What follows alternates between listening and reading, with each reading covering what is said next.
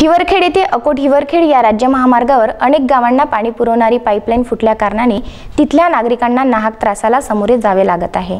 त्यामुळे ही leakage pipeline तात्काळ दुरुस्त करावी अशी मागणी गावकऱ्यांची आहे।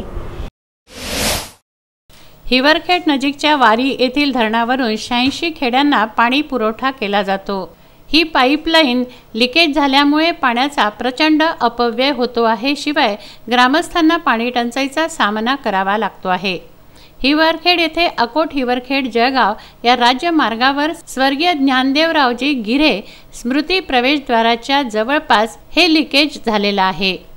मागील काही दिवसात अनेकदा वेगवेगळ्या ठिकाणी या पाईपलाईनला लिकेज झाल्यामुळे लक्षावधी लिटर पाण्याची नासाडी होते आहे।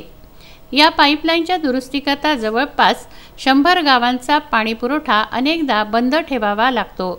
त्यामुळे नागरिकांना धरणात भरपूर पाणी असूनही पाणी टंचाईचा सामना करण्याची वेळ येते। एकीकडे पाणी टंचाई असणाऱ्या विविध क्षेत्रात उन्हाळ्यात अनेक ठिकाणी लोकांना पाण्यासाठी वणवण भटकावं लागतं, तर दुसरीकडे वरदान स्वरूप प्राप्त झालेलं वाण धरणातील लक्षावधी लिटर पाणी अनेकदा वाया जात असल्यामुळे जलप्रेमी नागरिक चिंता व्यक्त करत आहेत।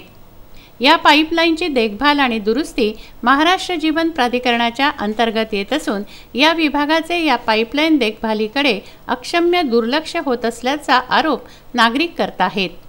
सदर पाईपलाईन दुरुस्तीकरता दरवेळेस हजारो रुपयांचा खर्च येत असल्याने वारंवार होणाऱ्या लिकेजेस मागे काही षडयंत्र तर नाही ना, अशी शंका सुद्धा नागरिकांच्या मनात येते आहे।